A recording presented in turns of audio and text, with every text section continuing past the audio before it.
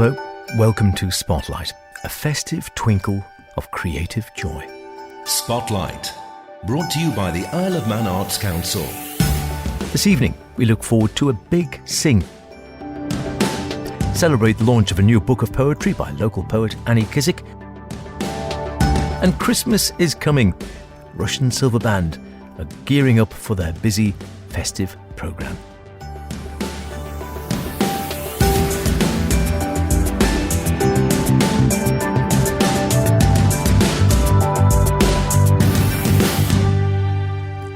As always, do get in touch with any creative artistic endeavours you may be involved in, planning, hoping to create, or would really like to, yes, I know, put in the spotlight. Be they poetic, visual, theatrical, musical, literary, mime, ceramics, you name it. Email me spotlight@manxradio.com or howardkane@manxradio.com. Don't forget that E on the cane. So we all enjoy a sing from time to time, don't we? Even if it's in the bath. But what about a really big sing? And when I say really big, I mean performing Carl Jenkins' The Armed Man, a masterpiece, from scratch after just one day's rehearsal. Sounds daunting? Well, that's what's happening. Under expert guidance, of course, it's open to all. To find out more, I had a quick chat with the musical director of the Isle of Man Choral Society, Mandy Griffin. Well, we did one 2 years ago, I think it was 2 years ago now, and we did Handel's Messiah, and it's basically open to any singer on the Isle of Man to come along, to do something in a day and put on a informal performance of it in the evening. So the really big bit comes from the fact it's open to anyone to come along. I think when we did Messiah a few years ago, we had about 90 people coming along. It'd be great if we could have similar this time. Yeah, so it's a bit like sort of Messiah from scratch sort of thing. Yeah. You go along and, yeah. Yes, this time we're not doing Messiah. This time we're doing Carl Jenkins' Armed Man, which people know and love. It's often featured on Classic FM. So we're doing The Armed Man in a day and then the performance in the evening. Marvellous. So who can go along? Do you need to be an experienced chorister? You don't need to be an experienced chorister. You need to have bags of enthusiasm, patience, a willingness to go with the flow of what's happening during the day. If you can read music, if you can follow a choral score, it's going to make it a lot easier for you. But we're saying it's open to everyone who would like to come along. Who's going to be leading the day then? Well, it's Stephen Roberts. He was over on the island in April adjudicating at the Manx Music Festival this year.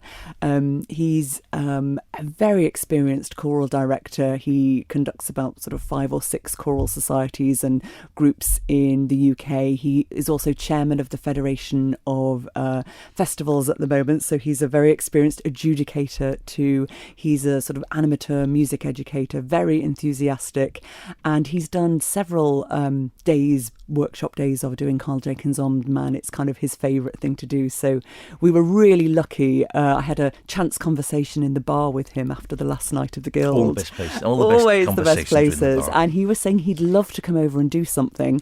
And then the subcommittee on the Isle of Man Choral Society, who arrange these really big Manx sings, were saying they'd like to do this. So we managed to sort of tie the two together, and Stephen's coming over to lead the day. So I think we're going to learn a lot from him and also be swept up in his sort of enthusiasm for the work and his enthusiasm for singing. It's a big ask, isn't it? Sort of starting from scratch. You pitch up in the morning, a manuscript in hand, or not as the case may be, and then by the end of that day, you're going to perform it. It's an extraordinary thing. I've done a few of these before, sometimes where I've known the work before and I've sang it before, sometimes where I've not had any knowledge. And it is extraordinary.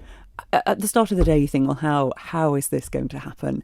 And somehow it does. It is a big undertaking, I suppose, but I think the sort of sense of achievement and the sense of camaraderie, I suppose, between everyone who's all in this together at sort of 10 o'clock in the morning. No one really knows what's going to happen, and then 7 o'clock at night when we're doing this performance, off it will go. You mentioned people having their manuscripts, their scores there. We do have scores available on the day, so people mustn't worry and think, well, I don't have the music for this. We've got scores and music for people to borrow and to use on the day. So it is a whole day. Starts at and registration at 9:30, I think. Registration at 9:30. So and then we're starting at 10. it sounds like it's going to be an epic day. It will be an epic day, but we've got plenty of breaks built in, so people won't be too sung out or exhausted. There'll be time for socialising and eating biscuits and drinking coffee as well. So the plan is we'll do first session at 10, then we'll have a tea, coffee break, then lunch 1 till 2, then another session with a coffee break, and then we'll break for a dinner break at 5, and then the performance at 7. But anyone who's coming along, they're welcome to stay in the church. If they want to bring a packed lunch or a packed tea with them, that's absolutely fine. We'll sort of have space. People won't have to be shut out during the breaks or anything like that. So the performance itself that evening at 7, where's that taking place in this church itself? Yes, Trinity Church. So it's taking place at Trinity Methodist Church, and the performance will take place there. It will be an informal performance, a workshop performance, because we will have done it on the day.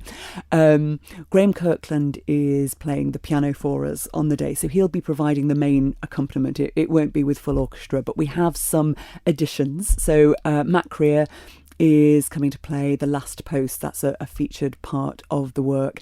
And then very excitingly, we have a young cellist, Sam Hills-Field, who is currently in his second year at the Welsh College of Music and Drama.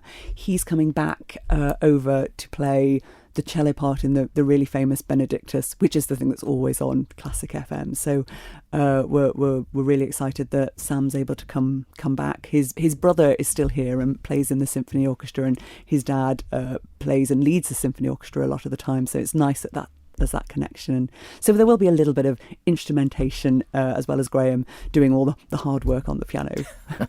Sounds like a cracking day, a real challenge, something to get your teeth stuck into if you like a good sing. The performance in the evening, say nice and relaxed. Members of the public can come in. Of course, there will be an audience. Members of the public are welcome to come and attend, and there's no charge to attend the performance, although there will be a retiring donation. For people wanting to come and sing on the day, there is a charge of £10, which is just payable on the morning. And I understand today we will also, as well as cash, we will also have a card reader, so people can pay for the day by card as well if they don't have cash with them. And yes, people welcome to come and attend the performance. Great. So people listening to this thinking, yep, I definitely want to get involved. Do they just pitch up, or do they need to sort of get in contact beforehand? Just come along on Saturday, this Saturday, 26th of November at 9:30. And everything else will be in our hands then. We'll sort everything else out. Trinity Church, 9:30, that's the place to be. It is. Sounds like quite a thing, doesn't it? A great day singing, some expert guidance and a performance all in one. Plenty of singing camaraderie. If you've never had a go at performing a large-scale work before, now's your chance.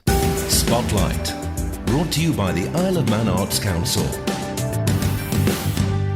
Annie Kissack, well known on the Isle of Man for all sorts of reasons, the vast bulk of them good.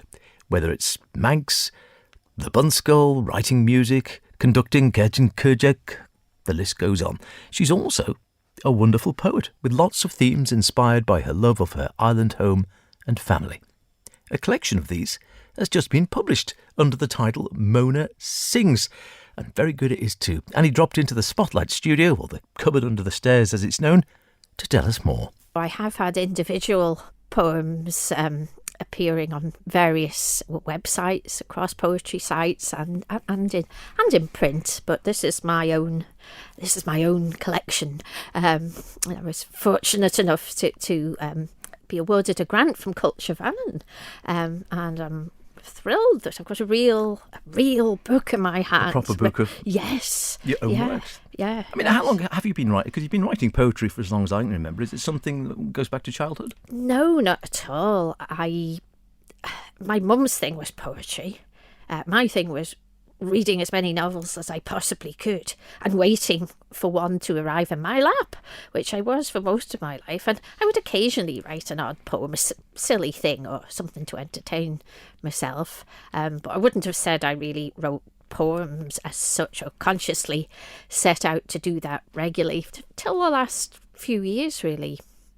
My main thing was writing music for our choir. Of course, and when we were doing concerts, some of them got quite long, and it's a long time to sing if you've got 3/4 of an hour non-stop. So first of all, I would be reading a few little poems I found from Manx writers to break up the programme, if you like.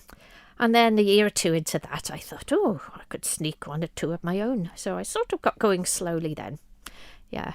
So what's the inspiration? Because I always think whenever I hear your poetry, it seems to me predominantly you are inspired by where we are, living on the Isle of Man, the Isle of Man environs, its beautiful countryside, the sea, the weather, the culture. Is that the main thread for most of your inspiration? Yes, it probably is. I mean, I have lived here most of my life, apart from being away for further education. Yes, it is. I'm interested in not just the stories I come across myself, but other people's stories, you know, the old folk stories, what said that somebody said that somebody said, things my mum used to say about her upbringing. Those things feel very real and vivid to me. I don't just write about the Isle of Man, but in this collection, I've consciously gone for poems which I think reflects that Manx connection. And I was thinking that because I was wondering whether you did. So do you take inspiration from other things then? Because I was just thinking the ones I can think of yours are always very much associated with the Isle of Man. What else is something that you feel inclined to put into verse?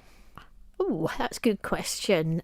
Very random things sometimes. I mean, you've got to write from what you are. Otherwise, it's never going to be convincing, is it? So my mind is full of very strange thoughts, especially at 3 a.m. And yes, I've written odd things about strange flowers and weird things, not necessarily of dreams, even all sorts of things. I wouldn't say they regularly run down any particular alley, if you like. And it depends what the purpose of the poem is for. Who's your audience? I set out as a raw amateur how to put a book together, of course, and I looked up a few things, and many people suggested you got all your poems or your candidate poems spread them on the floor on pieces of A4. So I had the back room carpeted with hundreds of poems. There was no space to walk. And then I started turning over the ones I thought, don't really like that, or ones which seemed a bit like others, and then remove the cats from sitting on some of the other ones. And gradually I could sort of see the ones that were still there, and I thought, well, how do I group these now? Because I felt it was going to be a fairly long book for a poetry collection for a first one. I felt I should have some kind of thematic connection, but you don't want identical sort of poems next to each other. So gradually, more turning over of pieces of paper, and I realised that they did have very much seasons in mind, if not in a very obvious way, but in the background. Through most of the poems, I could see where I was on the Isle of Man. I could see the weather, and I could feel what season we were in. So it sort of ended up like that, yes. And so you're well known, as mentioned, of course, in the notes here, for your love of the Manx language itself. You're a fluent Manx speaker. You have Kedge and Kissack, again, Manx choir, well known around the Isle of Man. When it comes to your poetry, do you ever think of poems in Manx first and then translate them back, or? Yes, I did for this for this book. I was very conscious of this, and it's difficult because, you know, I'm used to writing in English. I'm happy chatting away in Manx quite fluently, but in terms of writing, and then being aware how there are not that many examples in Manx, if you like, of poems in Manx. How do certain things work? If I write them like this, will they be understood like this? Sounds a bit obscure. So I tried to make sure the ones that I've included a few in this book, and I've put what I hope are sort of vaguely poetic translation opposite them in English. So and what it can't tell you, of course, is if in the Manx, you know, there are internal rhymes and this sort of thing going on, you can't actually necessarily see that in the English. But yeah, it's a bit of an experiment, and I feel I've got quite a way to go in that. But I did consciously, you know, go into Manx thinking mode, and does produce different sorts of poems, I think, but a lot more to do in that way, I think. I write an awful lot now, and especially since becoming the fifth Manx Bar. This was 2018, and I realised I was going to have to write a lot more than I had previously, and I would need to get into the habit of it. So for that first year, I thought I was doing quite well if I wrote 2 poems a month. Well, now I'm very stressed if I don't write at least 2 poems a week, sometimes more. So I do consciously try and write every day, but it can be very different times, or sometimes just I go on walks a lot around where I am. I always have a notebook. I always jot down something, try and notice something, and sometimes I go back and write a poem from it, and other times it just sits there. And I go and look at it 6 months later, and it might or might not go somewhere. Okay, that's lovely. We can't let you go without hearing perhaps a poem. Can you choose a favourite, or at least choose one? Okay, well, this is my sister's favourite. I should add that my sister has Jenny's made done the illustrations for this. Yes, she's done some black and white illustrations, Jenny, and also the cover. Is lovely too. Is rather good. It is. So Nice this is Jenny's favourite poem, and it's a poem about my great grandmother, who I never knew, of course, but she lived in Oncombe Village, and my mother was brought up in the house with her grandparents as well as her parents. So this is really my mother's poem, I suppose, and I've called it Old Bones. Not so much a grandmother as a great-grandmother, but what's 100 years? A great-grandmother then, and not the soft or squidgy kind. I don't think she'd leave a sweet taste in the mouth, but salt like blood. My mother's word on that. What I know, she gathered bitter herbs, plucked pennywort for ailing eyes, and dealt with births. She bore a child herself, married the hefty man who dug the graves and intoned dust to dust to keep himself in line. It failed. When all went home, she cleaned the school, her fingers trailing down the worn piano keys. The devil watched, alert, curious, testing for evidence of slackness, fun, but she did not succumb. No, straight as a stick of rock she was, no bending here, not for her daughter. Ma, this one I'd like you to meet. Or for her daughter's sailor man with his fancy English ways. Oh, yes, the very sort of one who'd hum that nonsense Sullivan but couldn't pay the rent. Too many in the house. The world was wrong, and so she took to speaking Manx again, because she could, because she was a hard woman, set in her ways and cussed as they come, and though the century spat out fire and brimstone all around, she held her ground. She the Rowhook. I can tell you, the book looks wonderful. Great thing to dip in and out of. If you want a copy, they are available in the Bridge bookshops in Ramsey and Port Erin.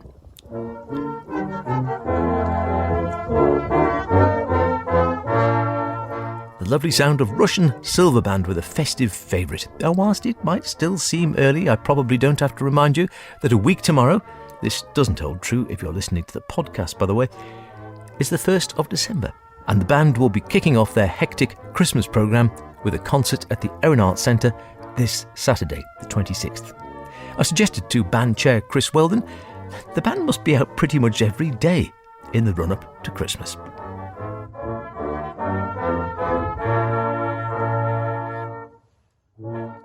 Pretty much. Now, we're a fairly big band, so we split it out. Not everybody does everything, but it's a real commitment, and it's a chance for the band to get out and support the local community.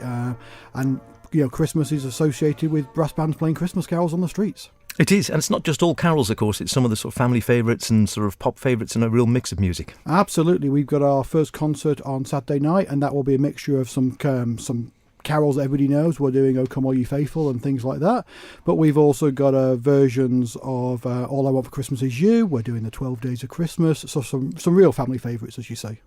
And a new thing looking at this, Christmas Carol Train on the 17th. Is this what it says? You're actually playing on the train or either end of the train? Or Yeah, what we're going to do, we're working with the Isle of Man Transport team, and we've hired the train, and we're going to run it out of Port Erin. We'll play some Christmas music on the platform as people get on. We're going to stop at Port St Mary, Colby, and then Castletown. We'll get everybody off. We'll sing some carols, and then back to Port Erin for some refreshments on the station platform and some more music. This is sounding good. And this is a new thing. You've not done this one before. We've not done this one before. Part of the idea is we try and do something different every year. My background is, as a child, was in Yorkshire, and I've seen it done on other railways and things like that. But so we brought it to the Isle of Man. We're going to give it a go, and hopefully we'll get a great turnout. Yeah, sounds good to me. I know the trains are super popular, and you get the right weather. That would be a storming thing to do. Also involved, of course, with lots of other organisations. It's not just your own concerts. You're working with other things like the commissioners and the traders and the golf club as well. Yeah, it's. We like to start off with our own concert, gets Christmas going, but then we're out and about all the time. So Port Erin, Port St Mary commissioners, various services, the local churches, the RNLI, the Women's Institute. We're out there trying to support where we can, whether they're raising money for themselves or just to do events to perform in the community. And Ballyfesson Brass looking down the list here as well. So this is, I must admit, I hadn't heard of them before. So this is the development band, this is the young leader band which feeds into Rushen Silver. It is indeed, and it's not just children. We have some adults learning as well. So I'm sort of careful not to call it the junior band, but we have about 31 people learning with the band at the moment. The concert on Friday night, which is our first concert, is a mixture of the people learning themselves and the tutors that are tutoring them. And we're going to do an hour at the Erin Arts Centre on Friday night at 6 o'clock. It's been moved a little bit early because we don't want to clash with the football this year. No, you don't want to be doing that. Is it still popular, brass band or silver band playing? Because it all seems to have an enduring popularity among the generations. In some places, it seems to be struggling a bit. In the UK, COVID's been a real knock for some bands. On the island, we don't seem to have had quite the same problems. And I think it's because we're embedded in the community so much. So we were a little bit quiet over COVID, and we didn't get players through to the main band quite as quickly as we wanted. But we've got a waiting list, so we've got 31 players learning at the moment. And I think all the other bands on the island are have tutoring programs and are teaching people and bringing them through. There seems to be a desire to be part of a musical group, part of a community. And it is a community thing. I think that's one of the things I always think with brass and silver bands. There always seems a real strong community spirit about it and a wonderful grounding for other musics as well. I think so. It's a way of taking people, young people particularly, making them part of a team, part of a different generations, doing different things they won't have done before. Over the years we've recorded CDs, we've done big concerts at the Villa Marina, we take part in the Manx Music Festival every year. It's giving people a chance to do something different and perform as part of a group. And then Christmas morning itself, you're out at 11 in the morning? Oh, it's a lovely event. A number of years ago now, we were asked to go along. They used to have a pianist who went along to Southland's residential home and play some Christmas carols, and unfortunately the pianist had died. And somebody said to the band, you wouldn't come along, would you? And the first year, I think 4 or 5 of us went along. And it's just become a real event that people enjoy doing. We've probably got 15, 16 people going this year. Get Christmas dinner on. Go out to do Southlands, play for the residents there, a lovely sort of festive family thing, and then go home and lunch with the family. It's purely a voluntary thing. There's no pressure to turn out on Christmas morning. And actually, we have more players than we probably need every year. Wow. So it's I think people really enjoy going out and doing it and giving a good morning to those people at Southlands who might not necessarily have family with them and things like that. If people want to find out more, maybe about what's going on in the programme, maybe they might be interested in getting involved with Rushen Silver. Any sort of Facebook group or anywhere they can go for more details? Yeah, absolutely. Rushen Silver Band is on Facebook. We're just starting an Instagram account as well, so you might find us on there, if not now, in the next couple of days. The contact details are on there. Please get in touch with us. We've got a website, rushensilverband.org.im. Or the Facebook page. Tickets are still available for our concert at the Erin Arts Centre this week. There's only a few left, so you'll have to be quick on that. And we're just about to launch tickets for the Carol Train, so please get in touch. Sounds good, doesn't it? Always lovely to hear the bands out and about over the festive period. That's about it for this week. If you want to hear anything again, of course, go to manxradio.com, download the Spotlight podcast and listen where you want. Why not try it whilst balancing on one leg in tree pose? Give it a whiz. We'll be back next week when we'll be talking to the daughter of Watership Down author Richard Adams as the novel celebrates its 50th year. Until then, mind how you go, stay creative, cheerio.